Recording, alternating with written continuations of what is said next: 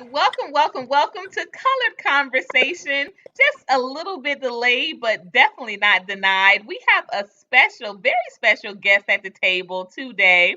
I'm going to go ahead and let him do his introduction, but I can just let you all know that I've been building with him for a few days now, and he is absolutely someone that really impressed me, and y'all know that it's hard to do coming from someone of a former elected official as well as from a legacy of political dynamite.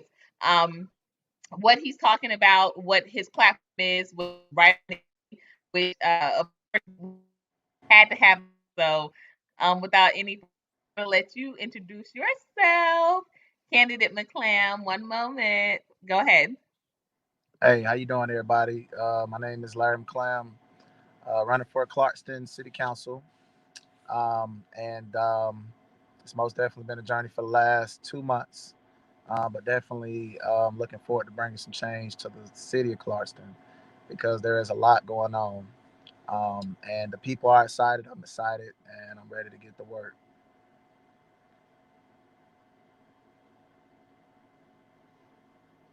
I'm excited too. For a couple of reasons. Like I said, again, welcome to the show, welcome to the table.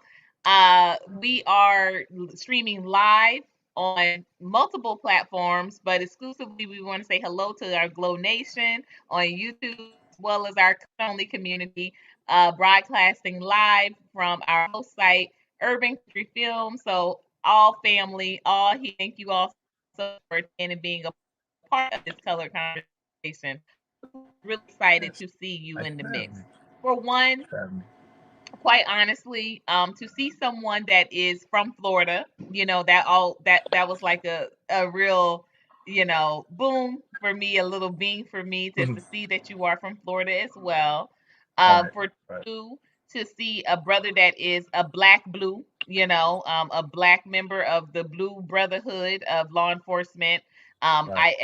Anyone knows me know that I have a nephew who recently just resigned from the Atlanta Police Department, but Wow. absolutely has been lifelong. He always wanted to be a member. Always wanted to be a member of law enforcement.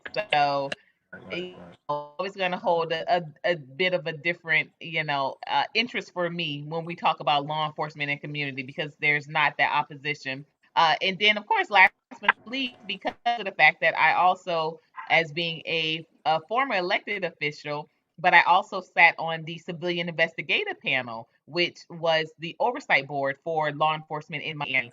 And I have always shared with people, or share with people that I learned a lot from the role of being an elected official, but the impact that being a part of that CIP had on the entire city, on the entire city of Miami was a lot more felt than um, the concentrated effort that I saw in the local area of Coconut Grove.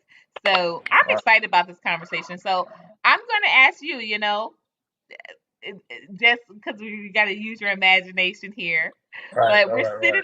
we're seated at this table. We're seated at the table, Right. and y'all know that's the big question now for our singles these days. What you're bringing to the Right. table. So I want to know, what are you bringing to the table when we're talking about serving the community? What are you bringing to the table?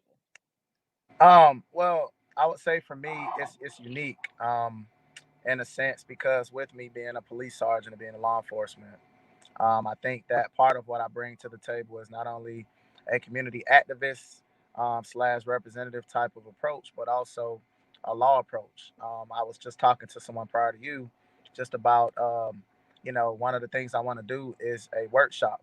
Just to teach a lot of the residents that are interested, and just about basic rights. You know, um, when dealing with law enforcement and other things like that, because a lot of people really don't know the rights. And I think that it's important, especially in the climate that we live in, to know your rights and other things like that. I mean, of course, working on lowering taxes and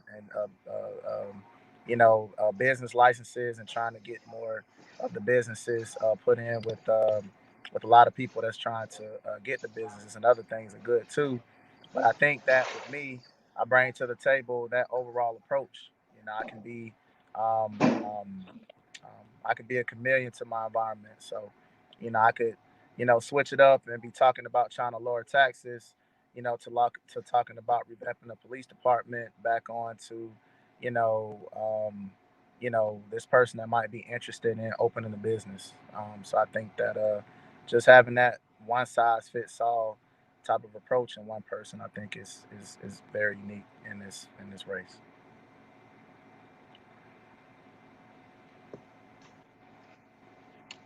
Now, the business uh, element that also speaks near and dear to my heart because I am a owner. I have an exclusive space, and it's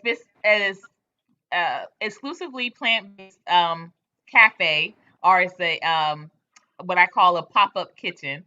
So Right, I'm able to go to various events and have this particular opportunity to on the spot. So it's kind of think of in the same regard as a what do they call it, the food truck. This is a mm, mobile outside kitchen, right? And wow, when we're talking about entrepreneurship, when we're talking about being creative with these new ideas, it does get away from the brick and mortar.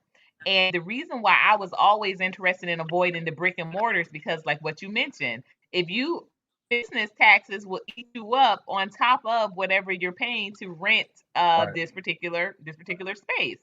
So right, right, a lot of reform does need to consider, because I think that anytime you have a lot of overhead in these ventures, it deters people that are, of course, making the least amount of money. And right, just right, right, systematically, state by state, that still is going to be African American people. So tell right. me a little bit more, Il. Why does that appeal to you so much with making sure that you're supporting our small businesses and our minority owned businesses in this venture? Well, because to be honest with you, and specific to the city that I'm in, there's been a lot of discrimination against a lot of the minorities, to include Black people.